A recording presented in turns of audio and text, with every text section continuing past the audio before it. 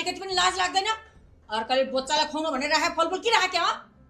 अगाउन अल्छी भगाउन त्यस्तो त्यो डङ डङ पिसाब गनाएर बस्या बिरामिया छेउमा बस्दा बस्दा अल्छी लाग्यो। खै तिम्रा पोइए थिएछ मुन्टेन, तिम्रा पोइ आएका भएदेखि यो मुन्छेलाई लिएर अब यो छोडपत्रको कुराकानी मिलाउन जाम भने।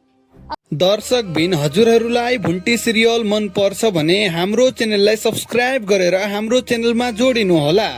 साथीहरू यति बेला भने भुन्टी सिरियलमा सुकुमाया भने भुन्टीको रूपमा भुन्टीको घरमा गएको छिन् भने यति बेला साथीहरू श्रिया जेरी भूपेन्द्र छक्क परेका छन्।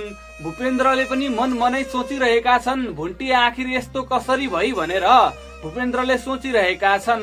साथीहरू सुकुमायाले भने अहिले जेरी श्रिया भूपेन्द्र सबैलाई ठिक पारिरहेको छिन्। सुकुमायाले उनीहरूले भुन्टीले गरेको अन्याय अत्याचारको बदला यति बेला लिइरहेको छिन्। यति बेला साथीहरू जेरी श्रिया र भूपेन्द्रको कारणले गर्दा नै भुन्टीले घर छोड्नु परेको थियो भने त्यही पत्ता लगाउनको लागि यति बेला सुकुमाया भुन्टीको रूपमा आएकी हुन्। आगामी दिनहरूमा भने सुकुमायाले श्रिया जेरी भूपेन्द्र तीनैजनालाई ठिक पार्ने भनेको छिन्। साथीहरू अब भने सुकुमायाले भुन्टीको रूपमा आएर भूपेन्द्रसँग डिभोर्स गरेर भूपेन्द्रको नाममा भएको आधा सम्पत्ति आफ्नो नाममा गराउँछु भनेर भनिरहेको छिन् भने उनीहरूलाई एकदमै डर लागिरहेको छ। यता साथीहरू भूमिकाले भने अहिले एकदमै धेरै दुःख पाइरहेको छिन्।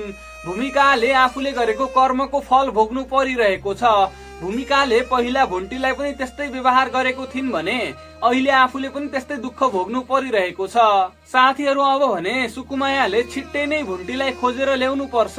आखिर भुन्टी कहाँ गइन् होला त? भुन्टी धेरै समय भइसक्यो सिरियलमा देखिएको छैनिन्। भुन्टी गायब भएको छिन्, कहाँ छिन्, के गर्दै छिन्, सबै सुकुमायाले छिट्टै नै पत्ता लगाउनु पर्छ।